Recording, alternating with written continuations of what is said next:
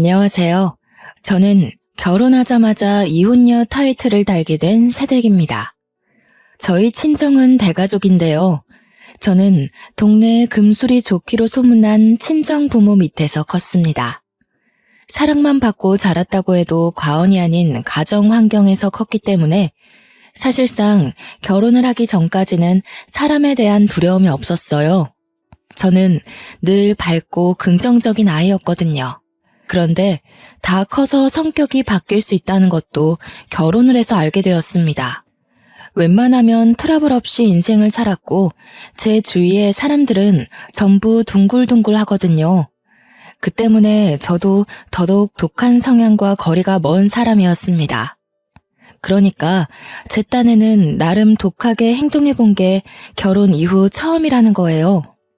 사람이 제대로 된 고난을 겪으면 단단해진다던데 제가 단단해졌다고 봐야겠죠. 지금부터 어떤 시댁을 만나 어떤 삶을 살았고 어떻게 이혼을 하게 되었는지 들려드리겠습니다. 제 고향은 바닷가를 끼고 있는 지방이고 저는 그곳에서 태어나 취업을 하기 전까지 쭉 자랐어요. 저희가 살던 동네에는 주위가 14가구 정도가 몰려 있었는데 그 동네에서 우리 집은 대가족으로 좀 유명한 편이었습니다. 저희 친정 부모님은 인심이 좋아서 새로 이사 오는 가구가 있으면 꼭 오다 가다 인사를 하면서 인심을 베푸는 사람이에요. 그걸 보고 바람직하게 자란 우리는 총 6명의 남매였는데 태어나 보니 제가 5남 1녀 중에 막내더라고요.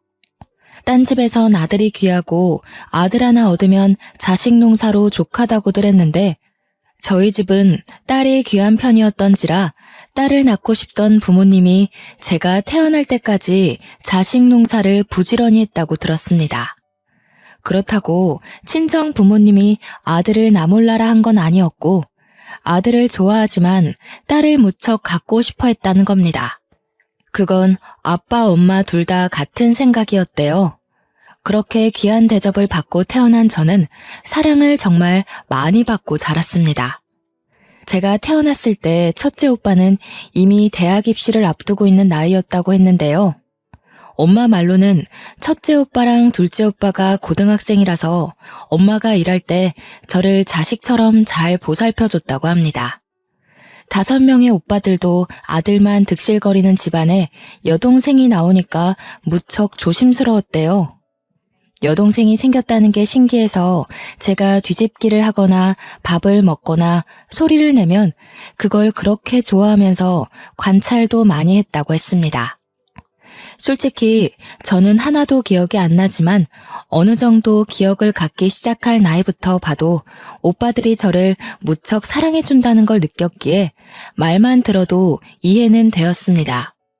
그렇게 매사에 귀하게 자란 저를 두고 주위 어른들은 가끔 오냐오냐 크는 거 아니냐고 했으나 친정 부모님부터 친오빠들까지 다들 하나같이 성품이 뛰어난지라 제가 모나게 클 수가 없었습니다. 솔직히 사춘기에도 화 한 번 낸 적 없을 정도로 서로 위하고 존중했는데 저희 집을 아는 사람들이라면 모나게 큰다는 말이 입 아플 정도일 겁니다. 그렇게 늘 제게 후한 인심을 베풀던 친정가족은 딱 하나 제게 잔소리하고 간섭하는 것이 있었는데요.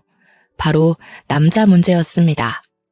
특히 친오빠들이 제게 연애 소식이 들리면 그렇게 저한테 남자친구에 대해 물어봅니다. 인적 사항을 묻는다기보단 평소 행실이 어떤 사람인지를 꼭 듣고 싶어 했어요. 남자는 남자가 잘한다고 했고 또 사람은 곧 내뱉는 말이 인성이니까 남자친구의 말주변을 특히 중점적으로 듣고자 했었습니다. 그런 환경에서 제가 결혼 소식을 알렸을 땐 집에서 난리가 났습니다. 제 나이가 27살이었는데 친정 중에서 결혼을 안 한 사람은 저밖에 없었고 오빠들은 전부 30대 후반에서 40대로 다 독립해 가장 생활을 하고 있었어요. 저만 부모님 집에서 통근을 하며 지냈기에 부모님한테 먼저 결혼 사실을 고백했더니 부모님이 친오빠들을 전부 호출한 거 아니겠습니까? 저희는 그날 오랜만에 가족회의를 하게 되었는데 다들 제 결혼을 반대하는 건 아니었고, 단지 연애 상대였던 사람과 달리 더 집요하게 남편에 대해 캐물었어요. 이럴까봐 사실 결혼하는 게 망설여지기는 했습니다. 저희 가족이 정말 사랑 넘치고 좋지만 남편 되는 사람이 부담을 느낄 것 같았거든요. 그래서 저는 처음으로 친정 가족에게 뚜렷한 거절 의사를 비쳤어요. 내가 선택한 사람이고 내 일이니까 뭐든 내가 알아서 할 거야.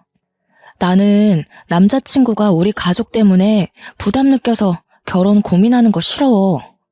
그러니까 나중에 결혼 인사를 하게 되면 뭐든 남편을 향한 무서운 눈초리를 자중해달라고 부탁했습니다.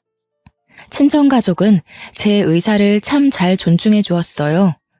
그거 하나는 사실 자부할 만큼 당연했던 건데 순간 결혼에 대한 얘기를 하다 보니 저도 모르게 가족의 반대가 따를까봐 긴장했었네요.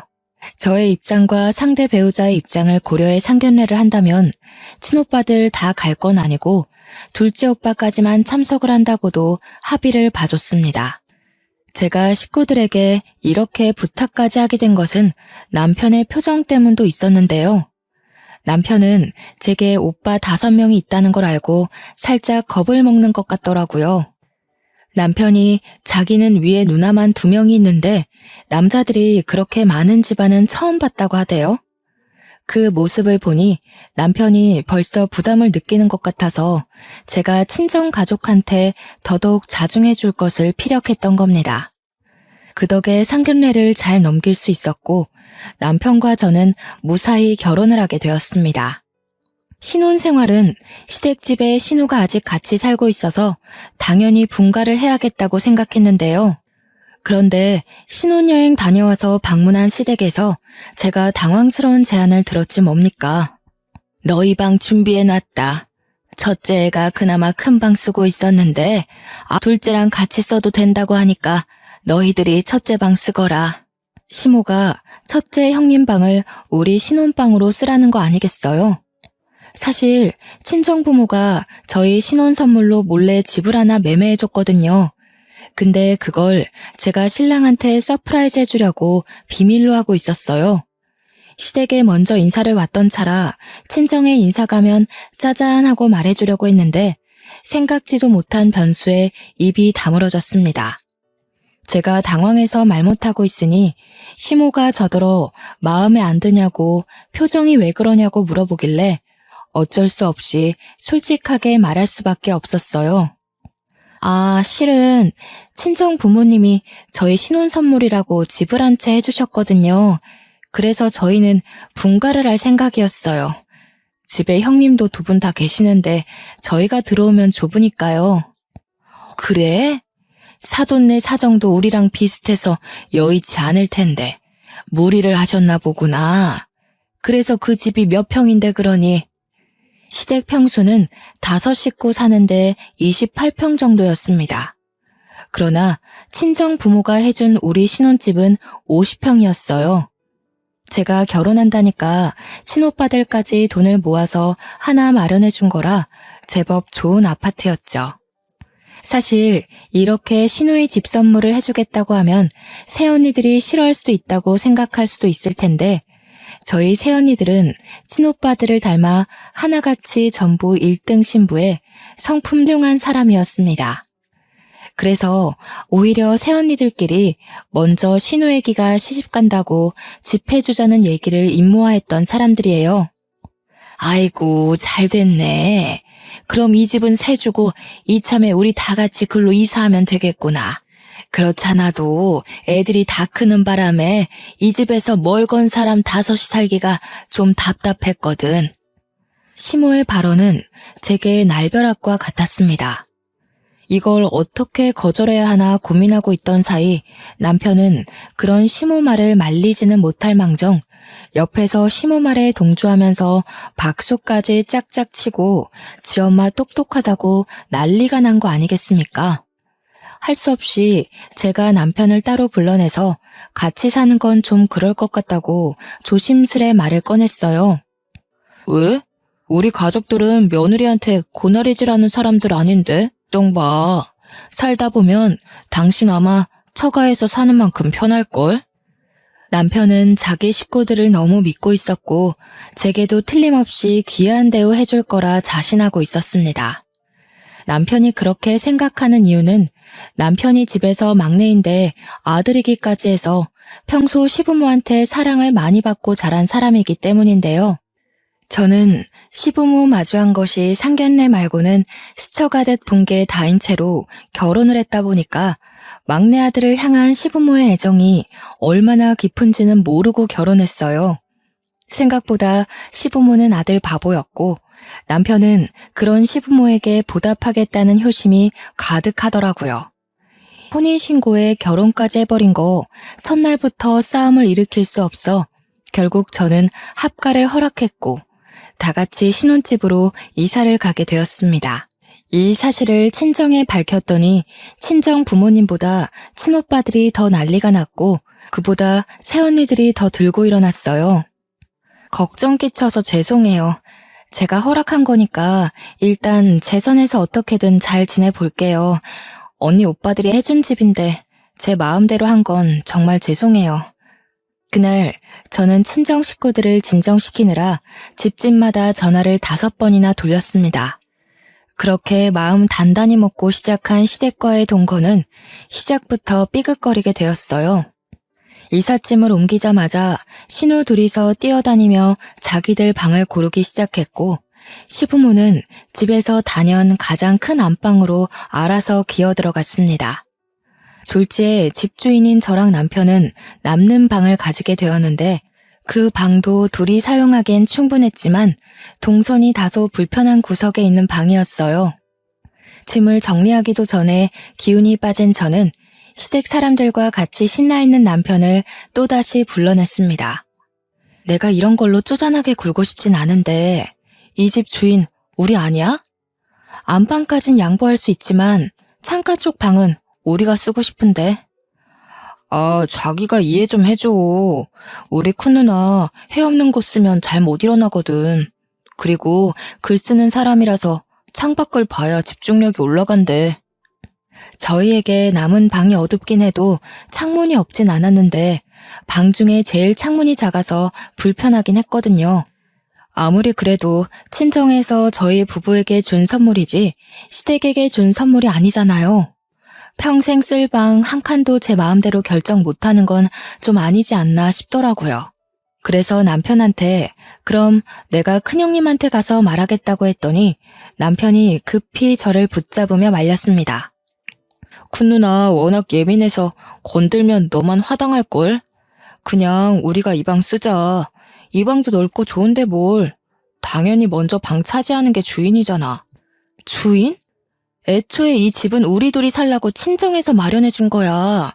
여보 가족 편하라고 사준 게 아니라. 아무리 내가 합가를 허락했다고 하지만 이건 너무 무례하다고 생각해. 무슨 말을 그렇게 해. 이제 결혼도 했고 법률상 우리 다 가족인데 남남 마인드는 고쳐야지. 나도 처가를 내 가족처럼 챙길 거야. 이러면 여보만 우리 식구들한테 점수 까요. 내가 점수 올릴 수 있게 도와준대도 그러네. 그 점수를 나만 신경 써야 돼? 가족이라면 서로한테 더 예의를 갖춰야 되는 거 아니야? 우리 가족은 그렇게 지냈어. 이렇게 한마디 의사도 없이 남의 것 욕심 부리는 가족은 없었다고. 30년 가까이 다른 환경에서 자랐는데 종이에 글자 몇 개 적혔다고 덜컥 가족이라 선심 쓰는 사람이 어딨겠어? 남편은 제 자극적인 말에 서운함을 넘어서 화가 났는지 저를 외면하고 밖으로 나가버렸습니다. 그리고 남편은 큰형님한테 필터링 없이 제가 이 방 갖고 싶어 하니까 나오라는 식으로 제 의사를 전해버렸어요.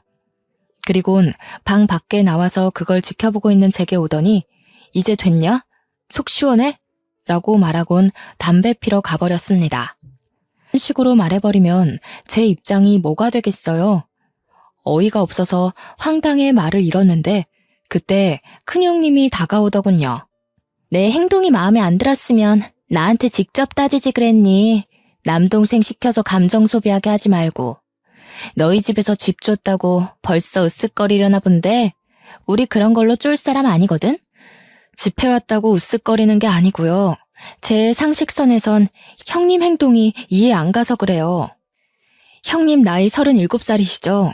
저희 새언니들도 대충 그 정도 나이들 되는데 진짜 어른스럽거든요. 뭐라고? 지금 나더러 어른스럽지 못하다는 거야? 한참 어리다 해서 철없는 건 아닌가 했는데 진짜 건방지네. 아, 언니 됐어. 괜히 이사 첫날부터 입씨름 하지 마. 그냥 언니가 내 방 쓰고 내가 저기 남는 방 쓸게. 올케가 굳이 이미 정해진 방 뺏고 싶다는데 그렇게 해줘야지. 형님들 둘은 대놓고 제게 꼽주면서 기분 상했다는 티를 다 내며 짐을 옮겼습니다. 상견례 내내 한마디도 안 하고 있더니만 이런 사람들인 줄은 상상도 못했어요. 제가 형님들 정보를 물었을 때 남편이 겉모습은 세 보여도 마음이 여린 사람이라고 했는데 여리긴 개뿔이었습니다. 시작부터 이러는 시댁의 태도를 보니 당장이라도 합가를 무르고 싶었지만 토라진 남편을 수습하는 게 일단은 우선이었어요. 담배 피러 나가서는 저녁 먹을 때까지 안 들어오는 남편을 기다리다가 전화를 해보았습니다. 다행히 전화는 받더군요. 제가 평생 집 밖에서 살 거 아니면 들어오라고 했더니 그제야 들어온 남편은 제게 말 한마디 안 하고 계속 토라진 채 행동했습니다. 밥을 먹는 내내 그랬어요. 집이 넓으니까 거실에 널찍하게 앉아 식사를 할 수 있었는데 하하호호 떠들며 TV 보는 시댁을 보니 마치 제가 객식구인 느낌이 드는 거 있죠.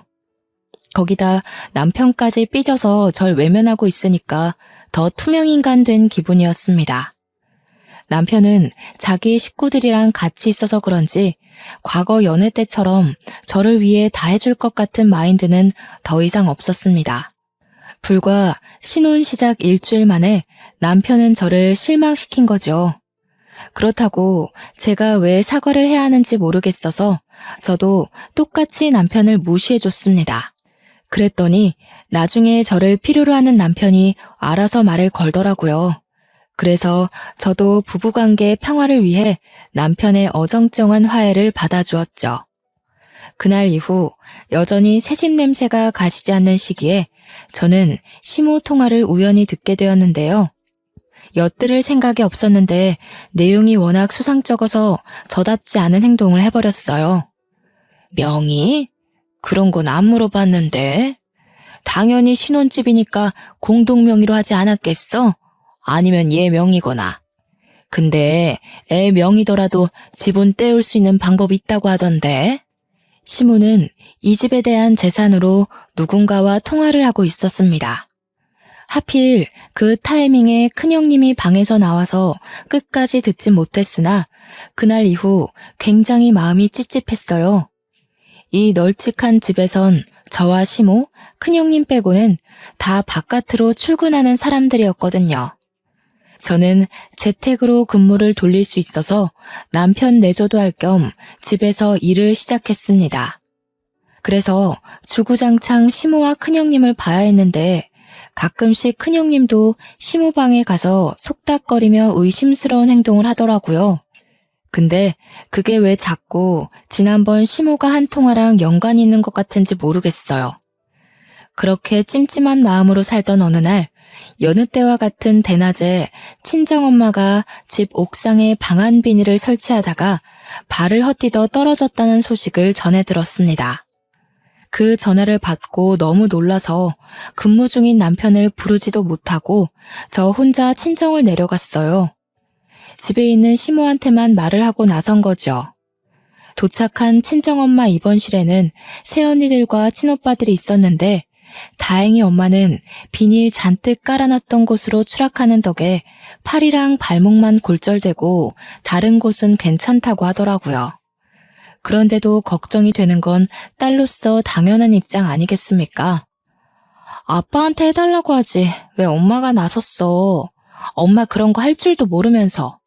내가 얼마나 놀랐는지 알아? 큰일 났으면 어쩔 뻔했어.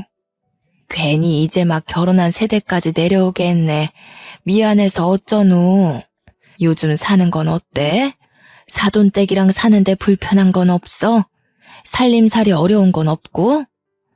엄마는 오히려 절 걱정하면서 살림 서툴러 시모한테 혼 안 나냐고 농담조로 물어보았습니다.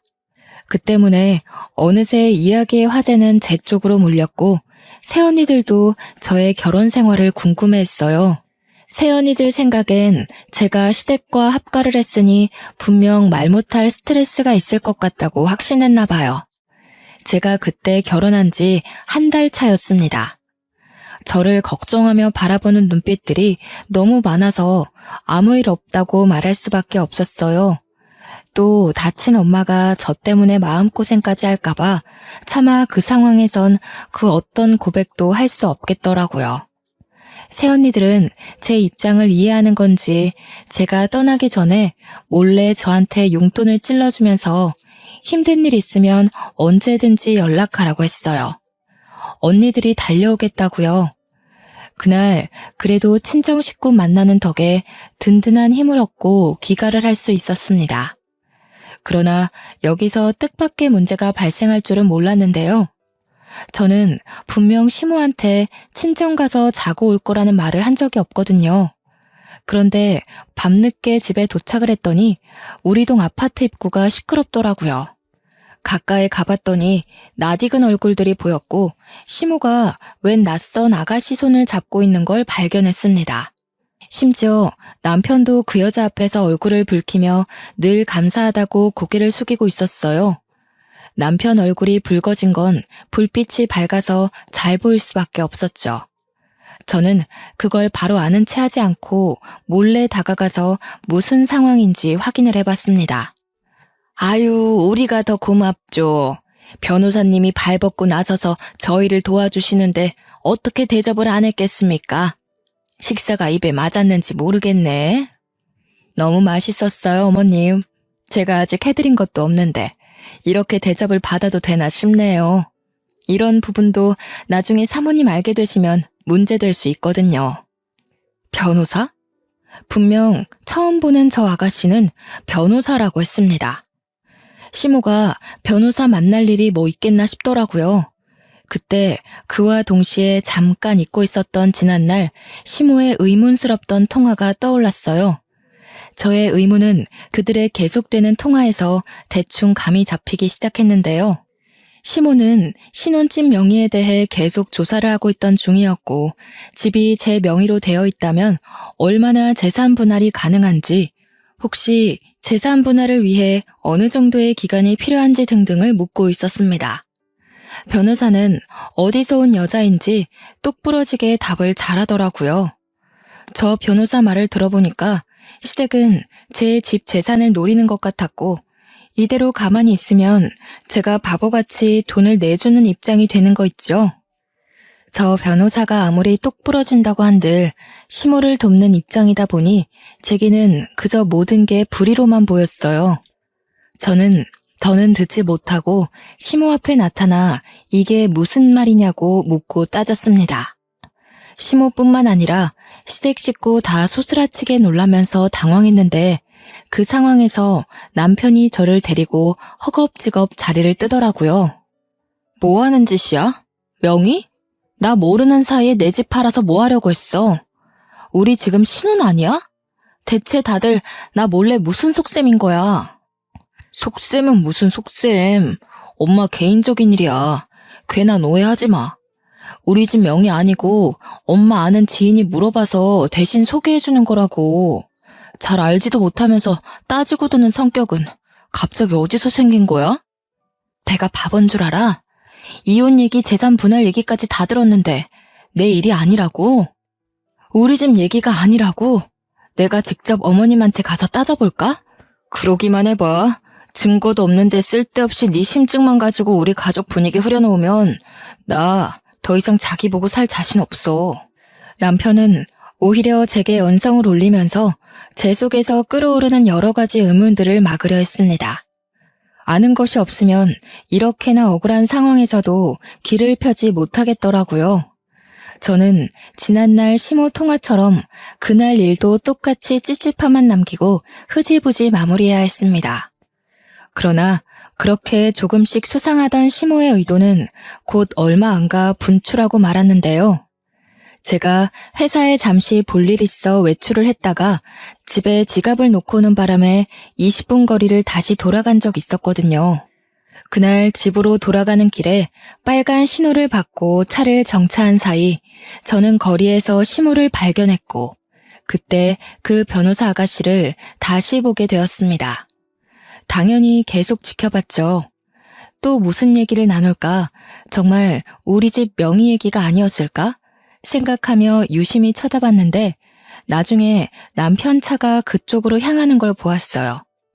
지난날 물증이 없어서 남편한테 더 따져들지 못했지만 아무리 생각해도 남편의 증언이 앞뒤 맞지 않는 거예요. 시모 아는 사람의 명의 얘기라면서 남편은 왜 자꾸 필요한 건데요. 게다가 남편은 출근 시간이었습니다. 반차를 썼는지 연차를 썼는지 어쨌든 회사를 나와서 저렇게 사적인 만남을 가졌다는 거죠. 저한텐 일말의 언질도 없이요. 신호가 바뀌고 클락션 소리에 저는 다시 차를 출발해야 했지만 집이 아닌 그 식당으로 방향을 틀었습니다. 남편과 시모가 변호사를 데리고 나란히 한 식당에 들어가는 것까지 봤기 때문이었어요. 그리고 제가 막 시동을 껐을 때 저는 남편이 그 변호사의 손을 잡는 것까지 목격하게 되었어요. 그 사실을 알자 저는 이 만남에 대해 가지고 있던 본래 생각을 완전히 틀어버렸는데요. 재산 목적인 줄 알았던 만남에서 불륜의 향기를 눈치챘습니다. 그래서 바로 휴대폰을 들고 가게로 들어갔죠. 제가 들어오는 줄도 모르고 셋은 아주 신나서 대화를 나누더라고요. 설마 싶었는데 제가 예상한 대로 남편과 변호사 사이는 이미 불륜이었어요. 듣자 하니 만난 지 일주일 만에 갈 때까지 간 것 같았습니다. 신혼 반개월도 못 넘기고 바람이 난 남편도 황당하지만 변호사 그 여자도 웃기지 않습니까? 변호사라면서 부정행위를 아무렇지 않게 일삼고 있잖아요. 이런 게 현실에서 가능하다니. 너무 상식도 개념도 없어서 다들 미친 줄 알았습니다. 막상 그 앞을 마주하니 심장이 떨렸지만 저는 그걸 전부 녹음을 했어요. 그만 자리를 뜰 때쯤 그들 자리 앞으로가 대놓고 연속 촬영까지 했습니다. 어머머, 세약이 너가 여긴 어떻게 있니? 너 아까 회사 간다고 나갔잖아. 이젠 CM이 뒤 밟으려고 그런 거짓말까지 하는 거야? 생각하시는 것부터가 좀 생이시네요. 지나가는데 어머님이 제 눈에 들어와 주더라고요. 새 며느리 데리고 남편 불륜 만들어주고 있길래 소송해야 될 것 같아서 따라왔어요. 이 여자가 남편 상간녀 맞죠? 뭐 하는 짓이야? 사진은 왜 찍어? 차라리 나한테 뭐라 그래. 수진 씨는 아무런 잘못 없어. 당신이 생각하는 그런 거 아니니까 나가서 얘기하자고. 불륜짓 할 거면 차라리 우리 동네를 떠서 하지 그랬니? 이러니 불륜도 모자란 사람들은 감히 저지르는 게 아니라고 하지. 저기 변호사님? 정의랑 앞다퉈 싸워야 할 변호사가 왜 불의에 뛰어들어서 스스로 명을 단축하세요? 어디 회사예요? 신고 좀 할게요. 제가 상간녀한테 손을 내밀자 남편이 그 손을 탁 쳐내면서 벌떡 일어나 저를 상대하려 했습니다. 무섭게 쳐다보면서 눈빛으로 절 제압하려고 했는데요. 그 시선에 더 이상 저를 여자로 보는 마음이 안 담겨 있더라고요. 서럽기도 하고 화가 나서 저는 사장님한테 고래고래 소리 질렀습니다. 차장님, 여기 불륜 커플 있어요. 이 사람들 여기 옆에 아파트 주민이거든요. 장사하는데 더러운 기운 붙기 전에 얼른 쫓아내는 게 좋겠어요. 비싸고 이미지 좋은 식당이라서 당시 주위에 손님들이 많았는데 저희 때문에 곧 분위기 산만해졌습니다. 당황한 사장님은 찾아와서 시모한테 양해를 구하며 나가달라고 했어요. 제대로 식사도 못한 것 같은데 쫓겨나게 된 셈이었죠. 거기다 대고 저는 대놓고 비웃어준 뒤에 식당을 나와버렸습니다. 그리고 그날 저녁 저는 시댁과 일대 다수로 개싸움을 벌였고 시댁 사람들은 어떻게든 저의 휴대폰을 사수하려고 난리를 피웠습니다. 왜 이렇게 다들 난리세요? 집 얘기는 발뺌하더니 분류는 차마 못 그러겠나 봐요. 아, 제가 지금 소송해서 이혼하면 재산 못 가지죠? 아직 이 집 문제 해결 못 하셨나 보네. 그렇게 유능한 변호사는 아닌가 보죠? 새파랗게 어린 것이 감히 시애미한테 모욕을 줘? 집에 막둥이로 갔다더니 아주 오냐오냐 자라서 싹수가 없구나. 어디 어른을 그런 식으로 개망신을 줘? 집안에 막둥이로 큰 남편도 싹수가 없어서 불륜을 저지르는데 자식이 엉망으로 크면 부모된 도리로서 어머님이 정신 똑바로 차리셔야 되는 거 아니에요? 왜 자식더러 인생 망하라고 등 떠밀어요? 어머님 지금 어머님 얼굴에 똥칠한 거예요. 아세요? 제 말에 반박할 말이 없었는지 시모가 손을 올리더라고요. 제 머리통을 후려치려고 손을 들길래 그걸 슬쩍 피해버리니 시모가 자기 힘에 못 이겨 제대로 구부러졌습니다. 그러자 시부랑 형님이 시모를 챙기면서 저를 엄청 째려보더군요. 옆에서 남편은 저한테 따지면서 시부모한테 건방지게 굴지 말라고 호통을 쳤는데 그러면서 계속 휴대폰을 요구했습니다. 저는 그들 앞에서 휴대폰 잠금 장치를 다 풀어 보여줬고 그대로 창가로 가 그걸 창문 밖으로 내다버렸죠. 내 폰이 비싼 거라 동네 애들이 지나가다 주우면 지네 부모님한테 가져갈 거야.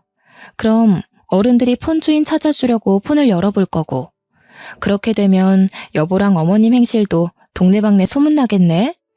여기 반상에 안 나가는 아줌마들 없는 거 알지? 그 식당이 저희 아파트와 가까운 곳이라서 동네 주민도 많았거든요. 그래서 조금만 소문이 나도 직접 현장을 목격했다는 목격자가 나올 겁니다. 게다가 친정에서 부모님께 보고 배운 것처럼 저도 동네 주민들과 안면트기만 하면 인사하고 지냈는데요. 그 덕에 우리 동 아파트 주민 아줌마들은 대부분 제가 몇 호 세댁인지 알고 있었어요. 그 중에서 아파트 부녀회장을 알고 지냈던 게 저의 신원을 알리는데 큰 몫을 했죠. 휴대폰이 밖으로 노출이 되자 깜짝 놀란 남편과 식구들은 허겁지겁 집 밖을 뛰쳐나갔고 저는 진작에 빼놨던 유심칩을 들고 옛날에 쓰던 폰을 찾아서 꽂았습니다. 클라우드에 저장된 사진까지 다 찾아서 친오빠 새언니끼리 모여있는 채팅방에 뿌려버렸어요. 역시나 식구들은 난리가 났고 당장 저희 신혼집을 찾아오겠다고 했습니다. 당시가 너무 늦은 새벽이었던지라 저는 식구들에게 다음날 아침에 와줄 수 있냐고 부탁했어요.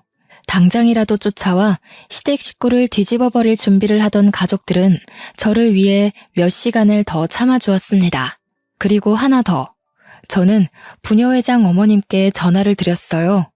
서로 연락처를 주고받았기 때문에 부녀회장 어머님은 저를 바로 알아채셨고 제 사정을 알고 나서 자기 일처럼 열을 내주기까지 했습니다. 감히 우리 아파트에 그런 더러운 기생충이 살고 있었단 말이야? 걱정 마 새댁, 내가 아주 혼쭐을 내줄 테니까. 이 아파트에서 안 나가고 못 베기게 만들어줄게. 참 든든하더라고요. 주변 사람들에게 친절한 도리나 인사만 하고 지냈을 뿐인데 이렇게 선뜻 도움을 주겠다고 하니 문득 친정 부모님께 이런 성품을 물려준 걸 감사하게 생각했네요. 제가 모든 걸 끝낸 다음 시댁 식구들이 다시 돌아왔는데 버려진 휴대폰을 찾은 것만으로 다시 제게 떵떵거리더군요. 그렇게 다음날 아침 새벽 대바람부터 저희 집에는 초인종이 울렸고 자던 식구들이 전부 피곤에 찌들어서 눈을 떴습니다. 진작에 깨서 식구들을 기다리고 있던 저는 문을 열었고 반가운 친정 가족들이 쏟아져 들어왔어요. 손에는 짐가방까지 하나씩 들고 있더라고요. 짐은 다 뭐냐고 물어보니까 시댁 식구가 안 나가고 버틴다면 한 일주일 눌러붙을 생각으로 챙겨왔다고 했습니다. 이럴 땐 다들 서울에 사는 게 다행이다 싶었어요. 친정 식구의 소란스러운 소리에 뒤늦게 상황을 살피러 나온 시댁 식구들은 놀라서 어안이 벙벙해졌어요. 그때 우리 아빠가 남편을 보곤 득달같이 달려들어 싸대기를 휘갈겼습니다. 이런 미친 녀석. 가진 것 없는 놈 불쌍해서 우리도 형편 여의치 않다고 거짓말까지 해줬더니 감히 네 놈이 싸구려 같은 짓을 해? 내 딸한테 감히 니까지 깨. 사실 저희 집은 남편과 형편이 비슷한 게 아닙니다. 비슷하다고 거짓말을 친 거였어요. 남편이 기죽을까봐 친정 부모가 배려해서 재산을 숨기는 게 좋겠다고 제안한 거라는 거죠. 심지어 친오빠들까지 직장인이 되는 바람에 저희 집은 사실상 걸어다니는 대기업 수준이었습니다. 왜 이러는 거예요, 사돈어른? 갑자기 찾아와서 이게 무슨 행패랍니까? 설명을 좀 해보던가요. 대체 뭘 거짓말 쳤다는 건데요? 없는 사람들이 더한다더니 빼먹을 게 없어서 어린 딸 같은 애 돈을 뺏으려고 해요? 정말 창피하네요. 그 자글자글한 주름이 다 욕심 때문에 생긴 건가 보죠? 네, 이런 말까진 안 하려고 했는데 당신들 지금 돈 많은 며느리 놓치는 거야. 알겠어? 시모는 그제서야 친정 형편을 알게 되었고 시부랑 둘이서 벙찐 채로 상황 파악하느라 눈알만 굴렸습니다. 그건 눈치 보고 있던 신우들도 마찬가지였어요. 친정 부모가 시부모랑 남편을 두고 따지고 있을 때 친오빠랑 새언니들은 시댁 식구들 방에 짐을 빼고 있었는데요. 이 방 저 방 구경하면서 서로 의논해서 어느 방 쓸지 대화를 나누고 있었습니다. 그것에 신우들이 당황해서 어중간한 성화로 열을 내자 새언니 5명이 마치 저의 친언니처럼 저 대신 득달같이 따져주기도 했어요. 여자는 여자기에 눌린다고 두 형님들이 새언니들 앞에서 꼼짝을 못하고 있지 뭡니까. 당시 시간이 곧 사람들 활동할 시간이 다가오던 아침이었어요. 고요해야 할 그 시간에 저희 집은 순식간에 난장판이 되었습니다. 여보, 설마 당신 변호사 그 얘기한 거야? 일단 다 같이 앉아서 얘기 좀 해보자고 해. 아무리 그렇다지만 이건 엄연히 주거 침입이야. 내가 처가 식구들 신고해도 괜찮겠어? 야, 네 식구들 데리고 당장 우리 부모님 집에서 나가. 여기 명의 내 것도 아니고 공동명의는 더더욱 아니거든? 부모님이 증여해준 재산이니까 몇 날 며칠을 기다려도 애초에 네 앞에 떨어질 돈 같은 건 없었어. 그 변호사 여자 집에 식구들 다 데리고 가서 살아. 너희 식구들 빈대짓 잘하잖아. 남편이 제 성을 못 참고 저한테 손찌검을 할랑말랑 했는데요. 그걸 용케 알아본 친오빠들이 남편을 제대로 혼쭐 내줬습니다.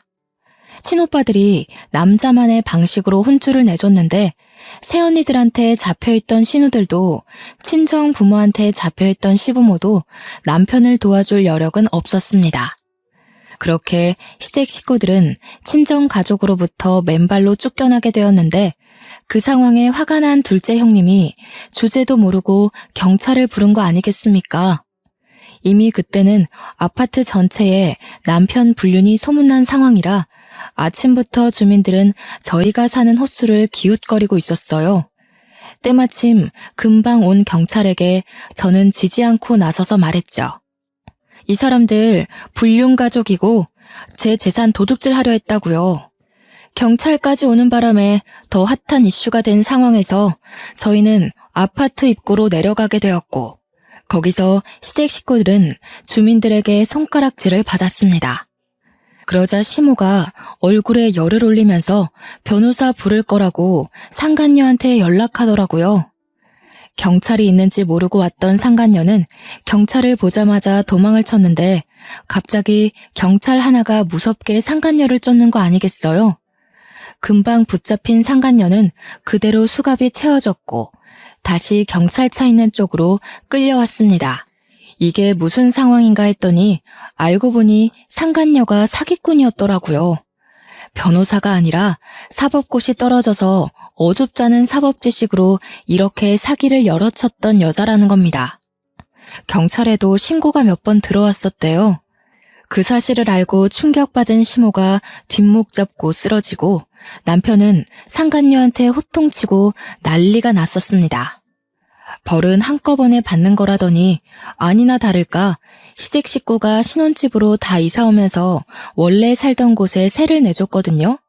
그런데 심지어 그곳에서도 문제가 발생했지 뭡니까? 젊은 부부가 입실했었는데 둘 다 백수였는지 월세도 잘 안 냈고 집도 엉망으로 되어 있었대요. 리모델링을 하지 않으면 사람이 못 살 정도로 아수라장이었다는 거죠. 졸지에 집도 없는 거지가 되었다는 사실을 자각한 남편과 시댁이 갑자기 제게 사죄를 하기 시작하더라고요. 자기야, 내가 대표해서 사과할게. 우리 식구들이 모자랐던 게 맞아. 자기가 나 배려해주느라 재산 속인 줄도 몰랐어. 내가 무식했어. 마누라의 그런 착한 본성도 모르고 다시는 그런 실수 안 할게. 제발 한 번만 용서해줘. 우리 이대로 나가면 정말 갈 곳이 없어. 역시 멍멍 개한테는 역으로 똑같이 해줘야 돼. 그래야 자기가 한 짓이 개만도 못한 짓이었다는 걸 깨닫지.